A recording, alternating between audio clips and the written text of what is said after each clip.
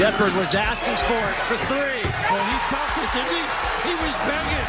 Oh, what a play by Matt Mitchell. To Watson, sees a lane, takes it underneath. Montana three. This is a clinic. This is Aztec basketball.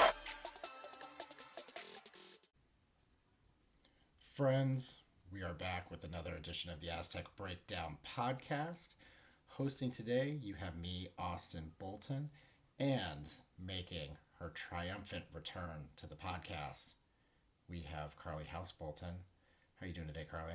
Doing good. Happy Halloween. Happy Halloween. I thought I would be on more of a sugar rush after handing candy out at our house, and I definitely think I'm on the backside of that. Yeah, we'll see. We'll see in like an hour. Yeah, we'll see in like an hour. We had about 300 trick-or-treaters. Shout out to the guy and his daughter that came by our house, saw all of our Aztec gear, and I was like, yeah, I watched it on the stream. Like, oh, did you watch it on through Aztec Analytics? Sure enough, he did, and he listened to the podcast. So, Making new friends. Hope you're listening today. We told him we were recording tonight, but let's get to a little housekeeping. Don't forget to follow Tron and the show at Aztec Breakdown. You can follow Jacob over at Aztec Analytics and Kyle at Call Me Kinslow. He's back from paternity leave and he's going to be dropping some good stuff. But yeah, let's get into it. Let's overreact to an exhibition game. The Aztecs won 80-39. Give me your quick overreaction to the game, just kind of off the top. I mean, to me, it didn't feel like an exhibition. Like, obviously it was, but like the energy was fantastic, both from the fans and the team. And I was really excited to be there. Yeah, I mean, Paul Garrison over at East Village Times, shout out to Paul, love Paul. He's like, some places don't even get this kind of support during the season. And then I kind of threw out there, man, like if you close my eyes, it was like a time machine going back to a conference game in 2006. Like it was pretty full. The energy was good. The I Believe was really good at the beginning of the game. I think it was a really good kind of first foot into the season, kind of dipping our toes into the season. I think we're in for some really good times at Viejas this year. Yeah, how far we've come. I love it. I think it was Sarah Eishen on Twitter was shouting out the show, like, what a debut for an exhibition game from the students even. Like Halloween week at San Diego State, we all know. They were a little late, but it ended up being completely full. I really would be excited to see that group energized this year. We need them. It's part of our signature. Like, this is going to be kind of the marquee, bring it into the Pac-12 kind of vibe. The other thing that I loved about it was, sometimes in these exhibition games, the Aztecs have kind of played with their food a little bit, where it's like 14-14 with like 6 minutes to go in the first half, and we're just like, oh no, what's going on here? That was not the case. The Aztecs jumped out to a big lead before they kind of line changed into their second unit. I think it was like 11-0 or 14-0, and really just led the entire way. There's a little bit of a letdown in the second half, but not even letting San Marcos get to 40 is a good sign. And it was more of just like I was more interested in the first 10 minutes of just how they reacted, and just like, and they seemed really ready to go for the season. Yeah, you could tell the players like had their game face on. Like they took this opportunity seriously, and with all the newcomers and some of the guys coming off injury to like play game speed was awesome to see. And like there was a lot of hustle happening. It was. You can tell how important the beginning of the season is for the Aztecs, and kind of probably how that's been ingrained is like, hey, we need to be ready because we got Gonzaga and then the NIL tournament with 4 big games in Vegas. That could really make or break the seeding and any kind of at-large opportunity and really set us up for success come March, because I think we can all agree the expectation now is to make the tournament. That is now an every year thing. So it's a matter of how are the Aztecs going to set themselves up in the tournament? And you could tell these guys had a particular kind of focus because they got some real tests coming early. Yeah, definitely. All right, so let's get into the box score. Just some interesting things to point out. So for the game, the Aztecs shot 49% from the field, 28% from 3, 40 rebounds, 80 total points.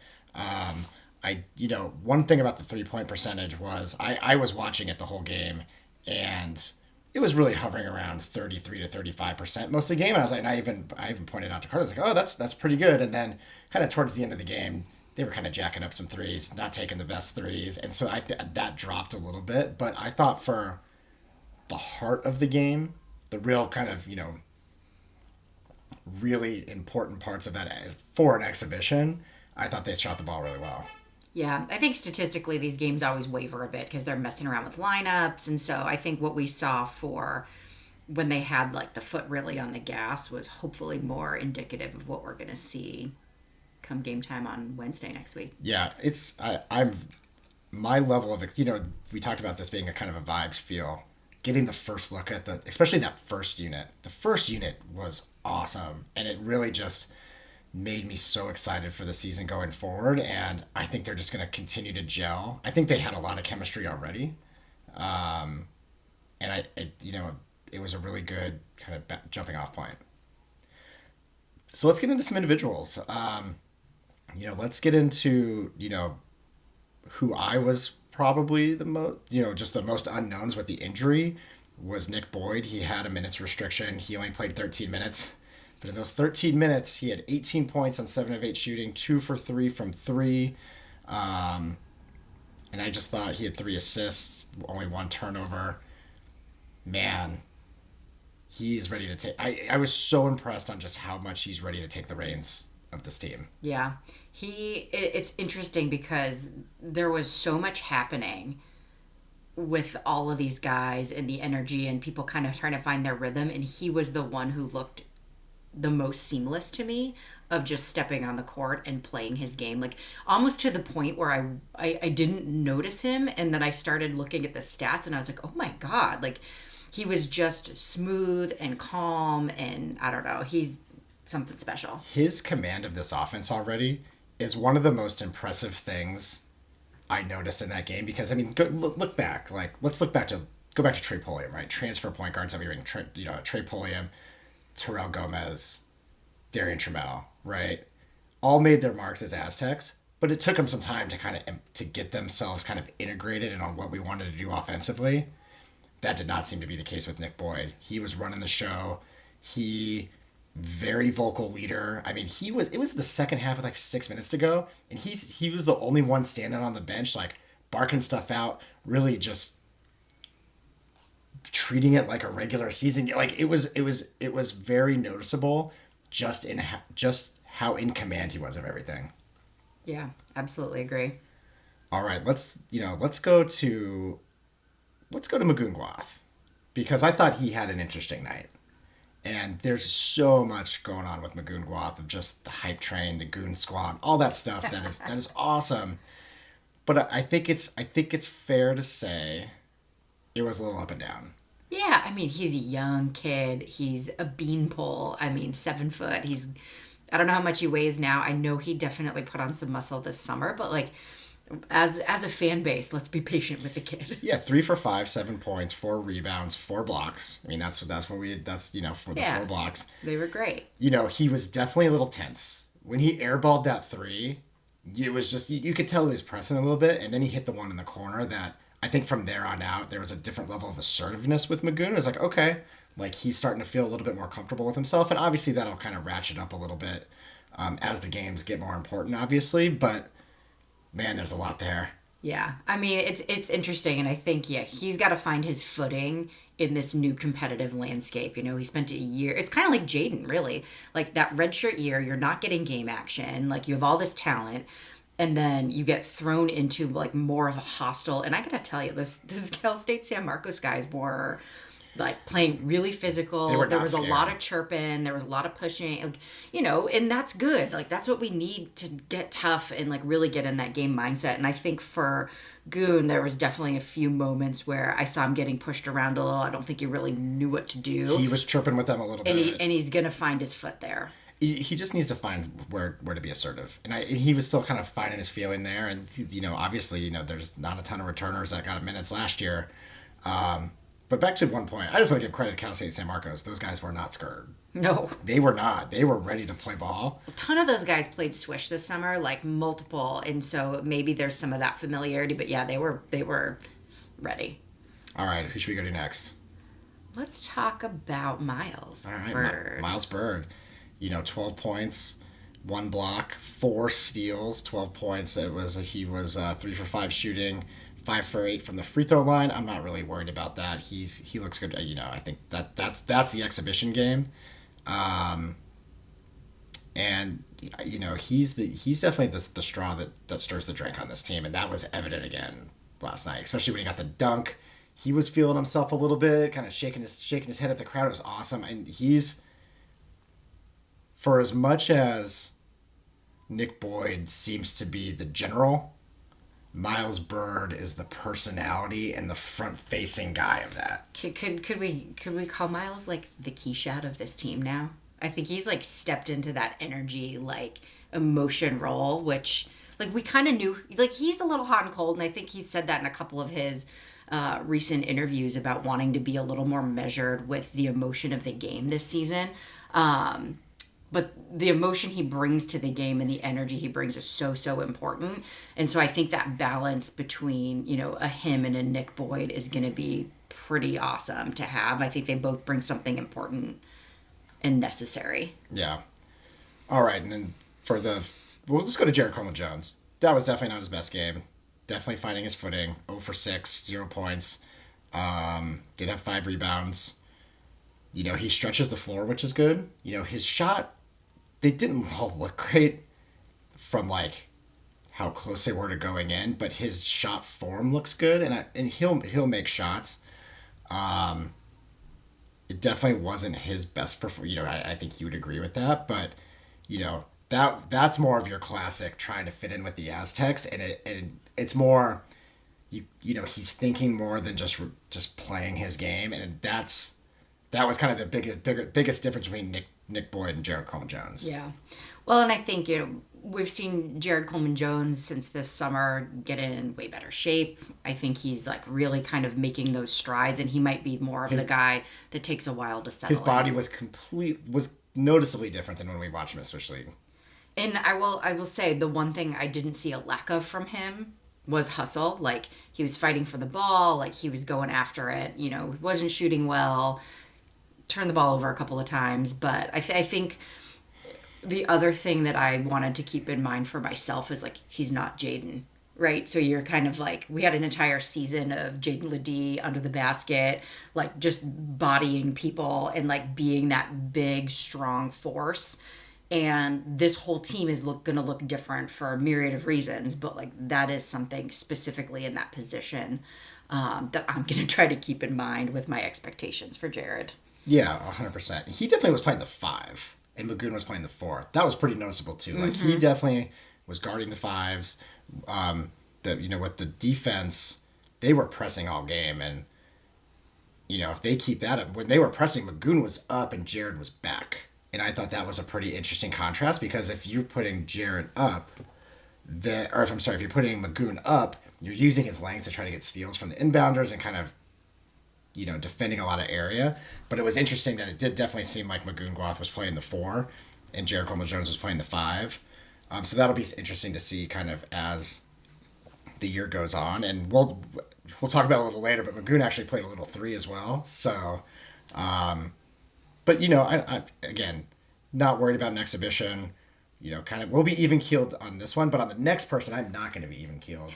Let's overreact. I am so excited for this guy. Let's talk about BJ Davis. BJ Davis. It wasn't a fluke. My to our buddy Bryant over at Lamont Butler stan, I might have to steal the BJ Davis stan stick from him. Okay. I just loved everything I saw from BJ Davis. He very obviously went to the Lamont Butler School of Defense last year. Oh, wow, yeah. And it was just, he was so active, and will he find himself in a little bit of foul trouble? Probably. But he was so active. He was getting his hands in the cookie jar and getting steals. He was getting out on the break. They were playing so fast. He hit a beautiful 3. He was 4 for 6 from the field, 1 for 3 from 3. But as we know from the UCLA scrimmage, he's definitely a bucket. And I mean, he just looked like he belonged, and that there are going to be games between him and Miles Bird where they just get cooking on defense and they're dunking and hitting 3s and playing fat. I loved everything I saw from BJ. I loved it. It was just awesome. I loved it so much. And he brought forward that same thing where like he was exciting on both sides of the ball, which, you know, we love as Aztec fans. His defense was as exciting as his offense to me. Like it was really impressive. And, you know, I think in terms of the landscape of college basketball and all of this, like he's a homegrown kid, you know, he's a player that came here, waited his turn, put in the work, and like it goes to show you that that can still be a thing. He might have the quickest release I've ever seen. Yeah, quicker than Jordan Shackle. Mm-hmm. I mean, it's just such a effortless flick. It's like he is gonna go off this season in multiple games. It might not be every game. It's only his first year playing, but my God, I love BJ Davis. I'm excited. I love it so much. I'm so stoked. I'm excited to see him go up against some of those, you know, little hotshot new guards that we have in UNLV and New Mexico have on their teams. Like, I feel like, obviously, last year with the lineups we were playing, BJ wasn't really factoring into that, and I'm now really interested to see how some of those match up. I'm very excited to see him go against DJ Thomas of UNLV and Donovan Dent in New Mexico. Those are going to be electric matchups where those guys are going to be going so hard at one another, and there's a competitive streak there, which I mentioned this about the Mesa picture from the scrimmage with that competitive streak I saw in that picture came through in the exhibition. And so how's that going to come through when it's real games? When it's Gonzaga and it's a tight game at the end and they need it, or they're playing Oregon in the NIT, whatever it is, that dude has a competitive streak, silent assassin, and he's coming to get your lunch. Love it. Can't wait to see more. All right, who you want to talk about next? Let's talk about Pharaoh. I was most excited to see Pharaoh Compton, and like, let me tell you, guy does not look like a freshman in college. I don't know. What did you think? What were your first impressions? I mean, he just looked the part. I mean, I think he's learning for sure. He's very ready for the offensive side. The defensive side, I think there's still going to be some things that he has to work on. But when he was on the floor, I mean, he was probably the best athlete. Yeah. For sure. Like, that jumped out pretty quickly. He got that big... I think he got a dunk, like, pretty quickly when he came in the game. His low post, the one time he kind of got it in the low post, he turned it over. That stuff he'll work on, and quite frankly, the Aztecs aren't going to be really going to the low post like they were last year anyways. I don't think that's going to be part of the fluid offense that they'll be running.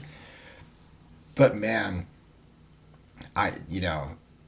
another guy, I'm just so giddy. Like, it was just awesome to see him in action, and I thought he was fantastic. Yeah, it was really great. It's funny because I feel like I noticed, my expectations were so high that I noticed a couple of more of the missteps, maybe because I was looking for them. And then when I looked at his stat line, I'm like, to come out and immediately contribute 10 points, he was 5 for 6 shooting, like, that's pretty good. So I think definitely he showed some real flashes for the fans. There were some big cheers, big moments. I think that, to me too, like, these games are so important for building confidence and to get that big dunk and to make a couple of plays. And I think that's true for a lot of these guys. And listen, I hope it just starts to snowball. And listen, I think there's a real possibility that he's kind of the first big off the bench most of the season. Yeah. I mean, Miles Heide obviously didn't have his best game, and we can talk about him in a second. And, Miles Heide's a great player. Good player. But, man, Pharaoh, just like, he was ready to come off the bench. He's a ball of energy. He is freakishly athletic. And I think he's going to gobble up way more minutes than people are anticipating. I really do. It just between BJ and Pharaoh, man, the future's so bright. Yeah. And just like a pick and roll combination there with just how athletic he is, and just how fast BJ Davis is, like, the pieces are there. There's going to be mistakes, but my God, when they're flashing and they're hot, oh my God, it's going to be so good. Yeah. Still excited, still riding the Pharaoh Compton train. I'm into it. All right, what about Wayne? Wayne's debut on the other side of the 8. I loved it. 4 for 7 from the field, 1 for 2 from 3, 9 points.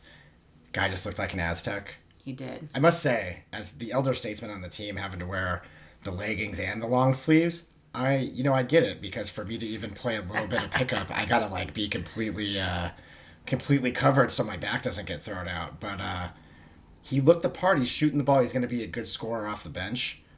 You know, he reminded me of. He gave me a lot of like Terrell Gomez vibes. I know you said Darian Trammell, but I think he's going to be more of a secondary scorer, whereas Darian was definitely more of a That's first fair. from a guard position. I meant more just kind of, yeah. You know, if I had to like close my eyes and picture it, he reminded me more of Darian. That's also some recency bias, but I loved what I saw. I was a little nervous about, not nervous is a bad word, but like it's a decent sized jump. It's a jump up with him taking a different role, and that is difficult. And he came out. I thought his shot looked great. He looked the part, and I think it's just such an awesome story. I know Kyle touched on this in the last pod, but just everything that guy's gone through, and just to be in the spot that he is as a hometown hero, is awesome. And there will be a Wayne McKinney game this year. I am dead sure that there will be a Wayne McKinney game where he goes off coming off the bench being kind of that sixth, seventh man. Because, you know, we'll get into this a little bit later, but, you know, foul trouble is going to be a thing.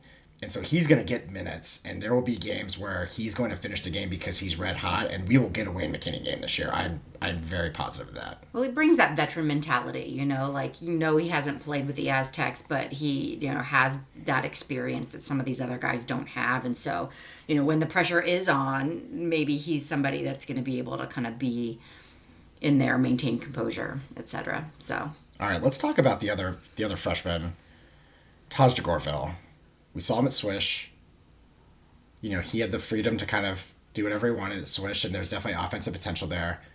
I thought he looked way more controlled, and obviously he would be for a college game opposed to Swish League, but it's there, and that guy does not shy from having confidence. He is a confident dude, and he is. I mean, there is so much young talent here. It's just like we are just full of it. It's great. It's, you know, it's just such a good problem to have where we have so much young talent just oozing, just so much talent oozing from every angle of this team. yeah. No, he was exciting. He played the most minutes of anybody, which was really interesting. I mean, he's somebody who might move a little further down the bench, you know, as the season goes and if Reese gets healthy and all of that. But so, you know, now's the time for him to get that experience. And so I thought it was great to see him out there. And it's funny, when we saw him at Swish, I thought he didn't look very big. I think he's listed at 6'4". He looked way bigger and like more kind of at home in this role. And I don't know what shifted, and maybe just our seats, but excited about him for sure. Definitely. Let's go into Miles Heide. He was 0 for 3, 5 rebounds.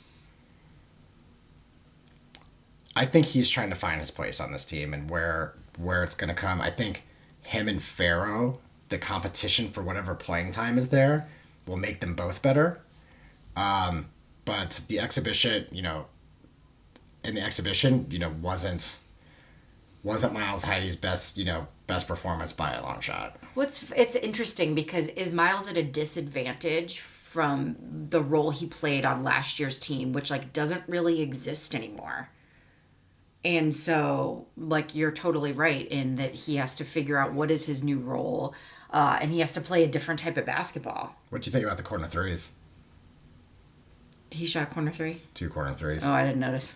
They were fine. That was later in the game, right? There was one early, but it was not my favorite look. I mean, but I guess, if you're going to take them, this is the game for it. I don't know. The other thing is like if they're going to play 5 out with Jared Coleman-Jones and Guath, it's not like they're going to completely change the offense for him either, right? Yeah. So and he's got the capability. Like it looks decent enough coming out of his hand. Just be interesting to see how he transitions to being a backup or being a reserve player for a 5-out system opposed to giving Jaden Ledee his blow, right? Yeah. His rest. So we've seen great stuff from him last year, and so I'm not going to put too much stock in this one performance. This is one where for the exhibition, like, it's all good. We're not going to overreact. We're going to overreact on some of the other great stuff we saw, sure, but Miles Heide, he's been around.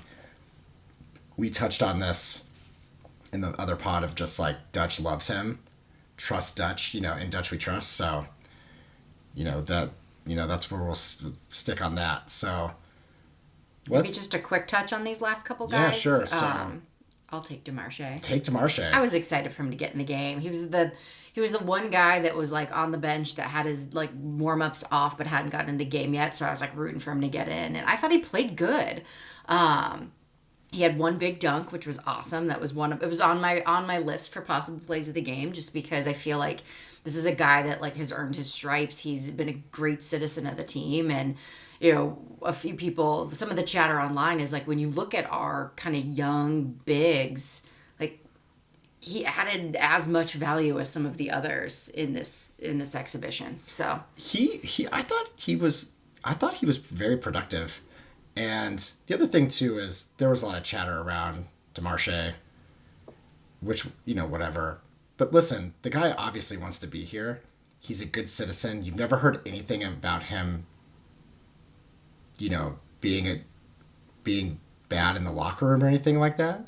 And he's supportive. He's very pro his team. Like, I'm just happy to see him shine a little bit. And he obviously wants to be here, and he's an Aztec.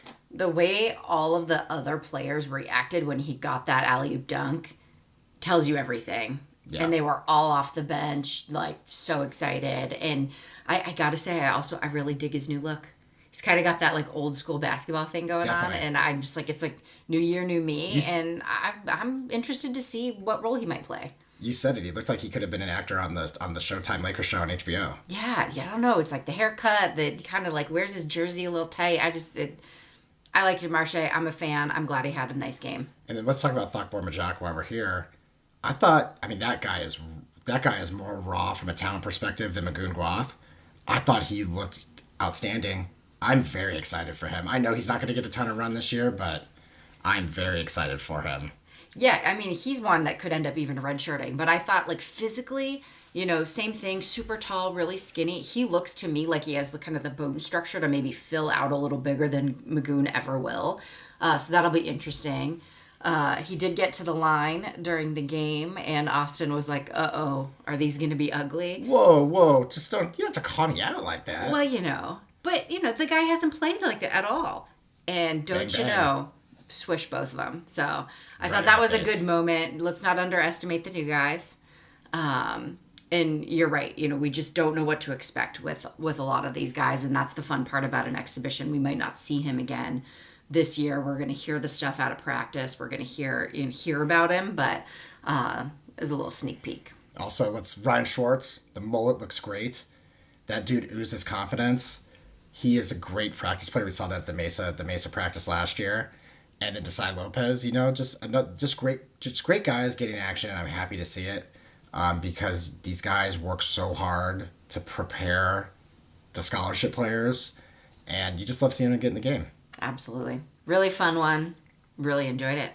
Yeah, and usually we don't go through everybody, but everybody played, so I'm glad we got to talk about everybody, that doesn't happen every game, obviously, so I'm very happy. We missed one. Oh, we missed one. Oh, my goodness, I missed one. Kimo Ferrari. My bad, Kimo. So I'm sorry. I'm so sorry. I feel so bad now. It's all right. This is Matt Bradley during the draft all over again. It's all right. Kimo was awesome, though. I thought he played good. He's fast, too. He's definitely more raw and is going to play more of that kind of probably practice squad type I was role. Surprised how much playing time he got. Yeah, I think when you look at who was left on the bench, like, it makes sense. Especially with Reese out. Yeah, with Reese out, like, he's going to get the minutes that Taj probably would have gotten. It just kind of all trickles down. He shot 38% or something like that at Brown. So, like, he definitely has the capability to shoot. It's just a matter of if he can play the defense that they need him to play. But he looks like he belonged. It wasn't like, I never kind of, there wasn't a lot of just chatter about him before the season, but I thought he looked the part, and his shot looks great. So yeah, I definitely think we'll see some flashes from him as the season rolls on, and we'll see what happens. Great name. I'm sorry, Kimo, or if any of your family is listening, I'm sorry. I'm just gonna say that in advance. He's a San Diego kid, man. I know. He went to the school that's right around here, right by our house, right? That's true. All right. Did I miss anybody? I don't want to make sure I didn't miss anybody again. I think we're good. We did not miss anybody else. All right. So, Carly, let's get to our favorite play of the game. Carly, give me your favorite play. All right, I had a little list. There wasn't one super standout play for me. Can I do two small ones? Do two small ones. Okay. So one of them is going to be the first defensive possession that we saw from BJ Davis. Unbelievable. Was so good. And, So like, good. you would have thought he, like, dunked it. Everybody was cheering. Like, everybody was so excited. He just was, like, this guy was getting nowhere. And so, to me, it was kind of exciting to see, you see the box score from the UCLA game. You're excited about his offense. And, like, that was the first glimpse at, like, oh, he's going to do it, but he's going to do it. Like, both things. Like, this is the role he's ready to step into. And so that, to me, was huge. My alt favorite play of the game, for a very different reason, was actually Magoon Gloss's air ball. He missed that first three by like a foot. And it's okay. And like everybody, there was like a collective like, like that's not what people were expecting from him. Especially from the casuals that aren't necessarily totally online, that don't see all the videos. Right. There's just like, the snowballs. And for his own sake, I'm glad he had a moment that he very quickly bounced back from. But like just to take some of the pressure off. I kind of laughed and the people around us were like, oh, and I think like it was one or two plays later, he actually hit a three and then everybody was happy. And then he kind of got a little bit more confident and then came the blocks. And so I think that he kind of needed to rip off the Band-Aid to be like, all right, let's give him some space to grow. So, I just kind of chuckled because that was, I think, a humbling moment for our fan base. Well, it's just, when a guy is that raw and a freshman, there's going to be up and downs like that.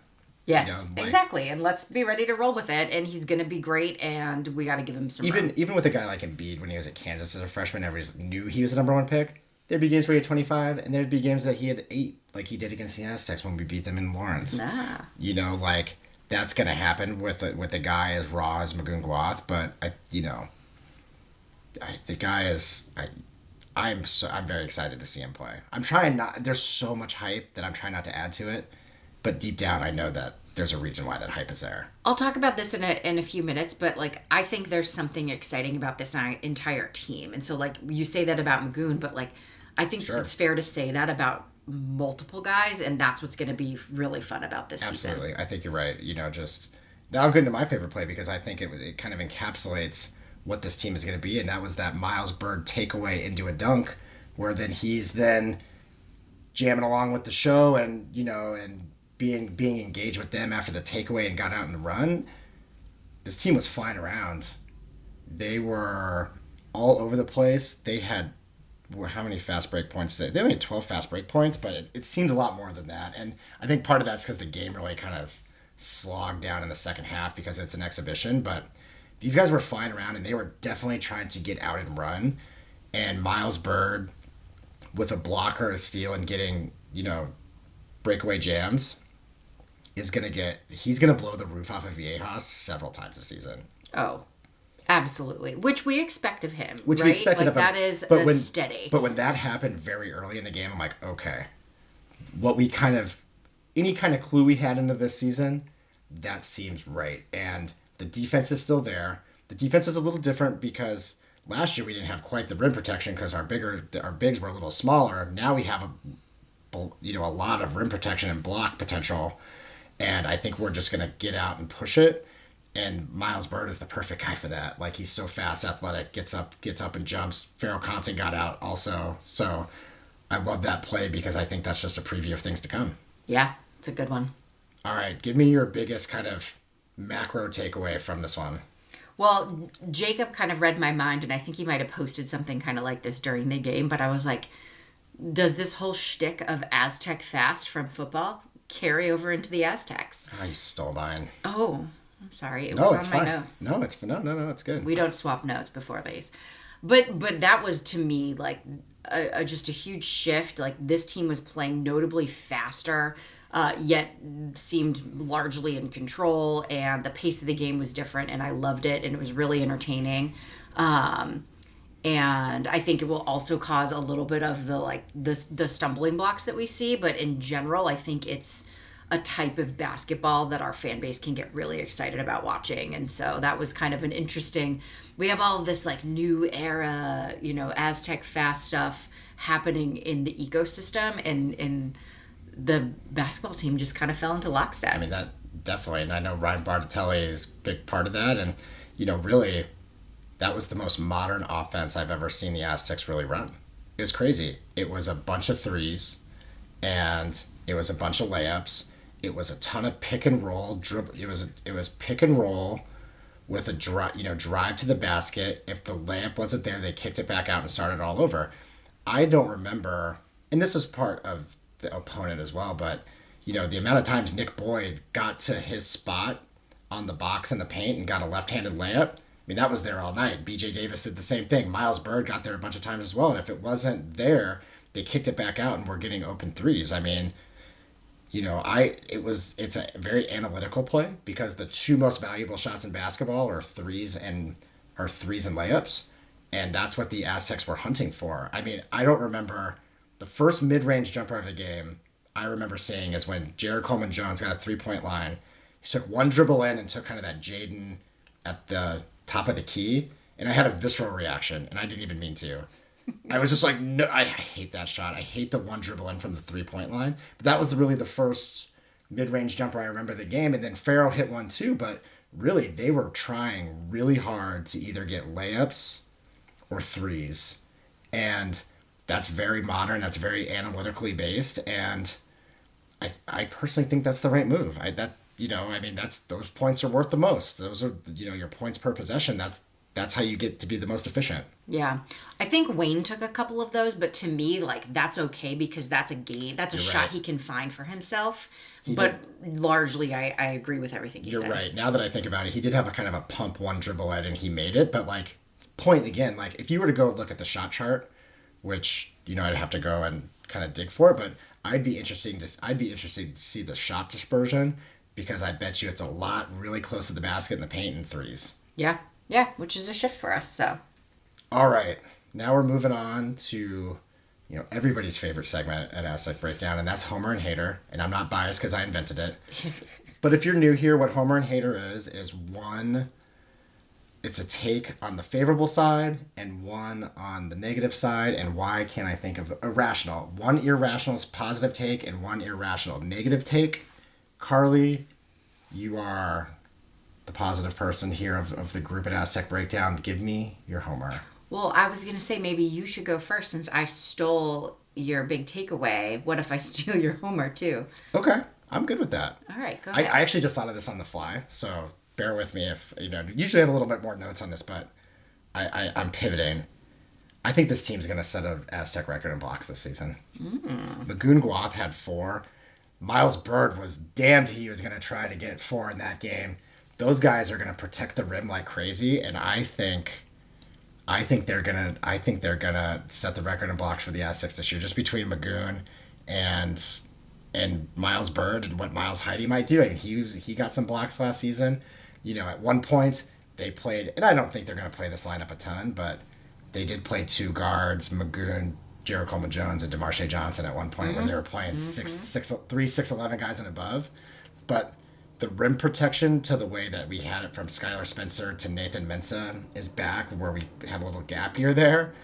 And between Magoon Guath and Miles Bird, I think this team is going to set an Aztec record in blocks. I like it. Very specific. I need to figure out a way to document that. Let's keep Austin honest. Let's see. We'll call back on that at the end of the year. You're in charge of that. Okay, I'll try. Anyways. So mine is a little more general, but kind of in that same vein. So, I'm thinking back from 2019 to now, there has been kind of a known brand of basketball, and there's been an era. And I'm curious because I have this feeling that this might be the most exciting team that we've seen in a long time. And that's a big statement only because arguably we've had our best teams in the last 4 years, our most successful on paper. And they wanted to grind you down. And that was not always exciting basketball. It was stressful, like smart basketball in many ways. And I think I'm ready for some of that like freewheeling, like this team feels to me like they have a fresh start, right? Like they have the leadership of Miles. Nick Boyd. And well, but not, I'm like talking about people that have been here. Miles and Reese, and like from a played minutes perspective, like that's kind of it. And so I feel like the pressure's off, play ball, and I'm really excited. Yeah, we talked about this a little bit before, but I think that's what gives Nick Boyd more freedom to take over a little bit more. Yeah, totally. The fact that it's completely revamped. Like, it would be way different of a situation if Lamont Butler was still here, right? Mm-hmm. And because we would definitely not be seeing the BJ Davis that we're seeing. Exactly. And not that we wouldn't take him or we love Lamont. Let's be very clear. We are very pro Lamont Butler. But I think with how new everybody is, I think that is what allows Nick Boyd to take over. That allows him to take a little bit more control than he might have had pending our transfer situation with a couple different pieces. Right. Well, and it's such a different thing to like take over versus to like build something new, and they're building something new. That's 100% right. Like he's not trying to join, he's not trying to see how he fits in the puzzle. The puzzle's being made with all these different pieces. Exactly. And that's the difference between like a him and a Darian, right? Like exactly. You're 100% right. No, anyways, that's great. That's my homer. All right, give me your hater. Your haters are never actually really that hater. No, my haters are always fake. So, well, I don't know. This one's kind of real. Like I'm hyping them up. I'm saying all this positive stuff, but like the flip side of that coin is that this team and a lot of these individual players are going to have to earn the type of respect that the Aztecs have kind of been given by default over the last 4 or 5 years. And we're not getting it off the bat. Like if you see, there's been a lot of media out there, like we're not in some of the projected, tournament brackets. We're not picked to win the Mountain West. We're not even on the preview where they're talking about the teams that are leaving for the Pac-12. And so what I think that sends as a message, and I think it's fair because I think the fans are fair to have this expectation too, is like some of this has got to be proven. And that's like the Jared Coleman-Jones vibe. That's, what can this team do? We know that the raw talent is there. Like that has been scientifically proven. My own brand of scientific proof. And so I feel like my hater is only that, like they're not going to be given anything and they're going to have to earn it all. That's the counter to this new era type vibe. If this team makes the Sweet 16, I think that's when they finally kind of break through to the Gonzaga territory. They're not resting on anyone's laurels. Exactly. Whereas Gonzaga, they have earned the points as they get the benefit of the doubt, right? We are still not quite, especially on a national level, given the benefit of the doubt amongst people who are very East Coast biased. You get the Rothsteins and the John, people that know us, but like even them, they're like, you got to kind of see, like, if they break through with a completely new group with Dutch and the crew, that's, I think, how you kind of, which they don't give two shits about this part of my language about, breaking through with respect, but like the fans want it because we've had great success. If they do it with a brand new group this season, I think that really cracks some of that glass ceiling to put them in the same echelon as Gonzaga. Agreed. So I turned my hater into homer somehow. Always. You don't even play the game right. Anyways. I thought that one was kind of hatery. I said like, yeah. All right. My hater is, I had two and I don't know which one to pick. They kind of go together, I guess, but I'll go with my main theme is that this team is going to be in a ton of foul trouble. Be prepared. This team's going to be in so much foul trouble. They're so aggressive on defense, trying to get steals, getting blocks. BJ Davis is going to see his fair share of foul trouble. Magoon's going to see his fair share of foul trouble. Miles Bird got 2 fouls in the first 9 minutes against San Marcos. This team is going to find themselves in some foul trouble. And that kind of goes into also the physicality is not what it was. And so they're using their quickness and athleticism opposed to being brutally forceful. And as they're going for steals and blocks, you saw it with even Thakbor Majak, where, man, they got him in the air twice where they drew a foul on him. And so just be prepared. I think this team is going to foul a ton. It's going to be really one of those things where I think they'll improve over the season, but man, there could be some ugly foul games, and that's why Miles Heidi's got to be ready to go. That's why Farrell Compton's got to be ready to go. Taj DeGorville, Wayne McKinney, everybody's got to be kind of ready because next man up. My God, they're gonna foul so much. That's the one thing I took away is like, man. Well, it's like other than Taj and Magoon, no one really played more than like 20-ish minutes, and we still had multiple guys with 4 fouls. Yeah. So, I mean, and if you think back to last year, we had guys like Jaden playing like 38 minutes. Mm-hmm. They had 23 fouls last night.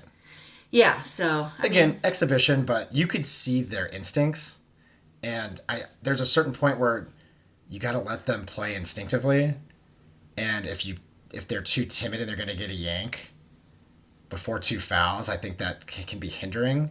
And so, but we also know that Dutch doesn't play guys with 2 fouls. So just be prepared when BJ Davis picks 2 up in the first 6 minutes of the game, or Magoon or whoever, like...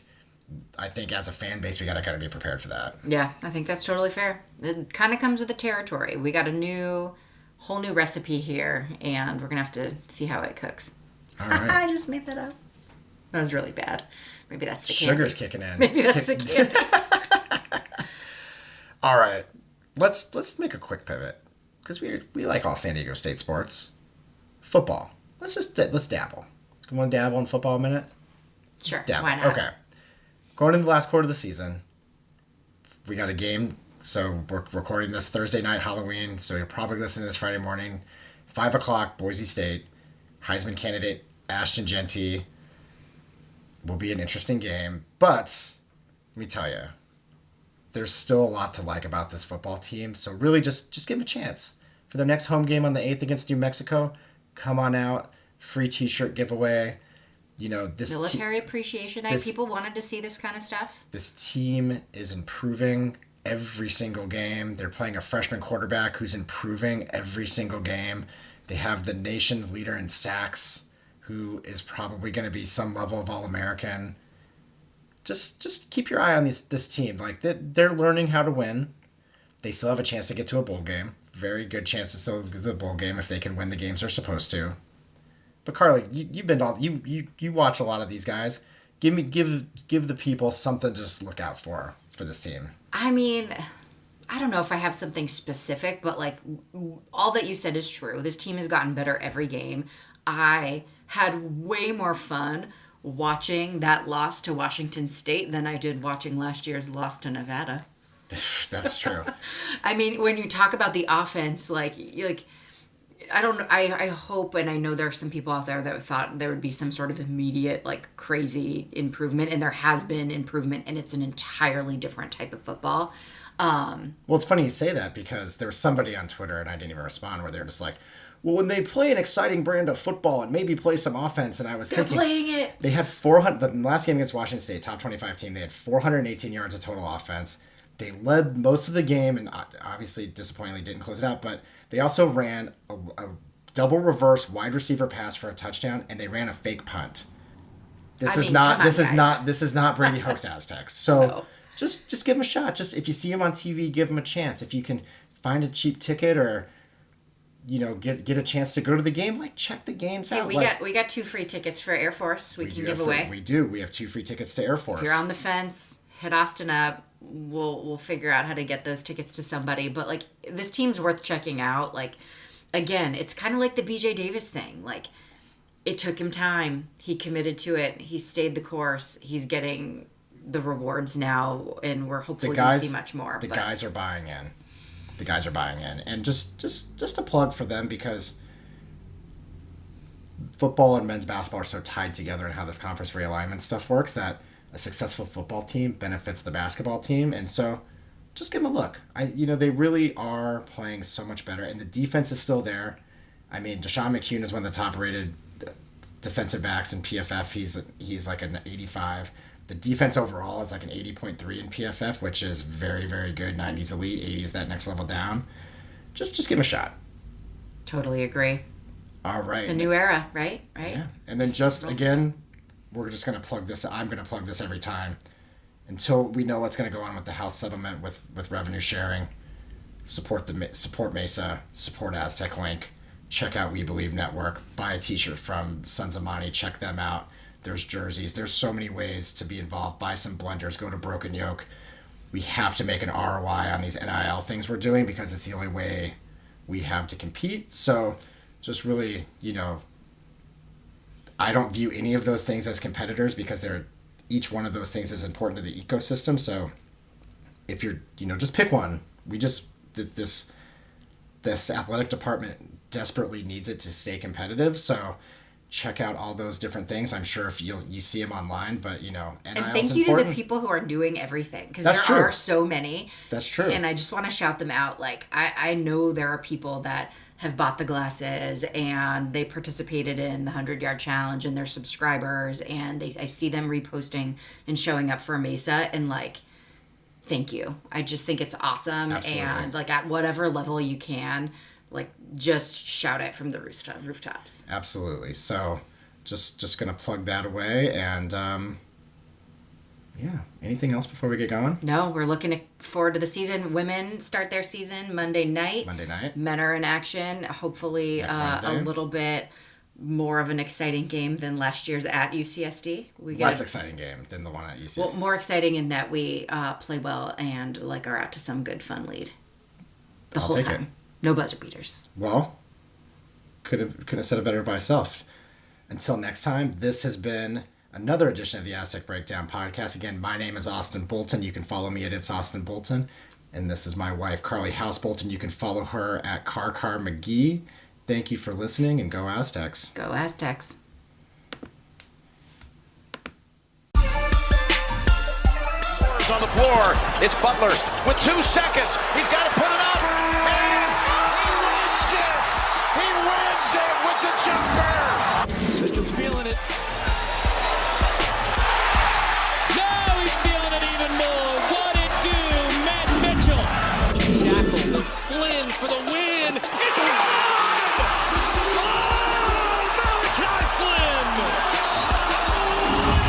Over the rim. 2 to go. Butler has to put it up for the win. Butler sticks it at the buzzer. And a steal. Darion Trammell will coast in for the layup. Franklin with 2 seconds. Forces the shot. It's good. The Aztecs advance. They've won it on the shot by the player of the year. Miller, he put it behind his back. It's taken away by Butler. Lob it up. Throw it down. Big finish. Keyshawn Johnson. Now we have tasted it. We're coming back. We're coming back.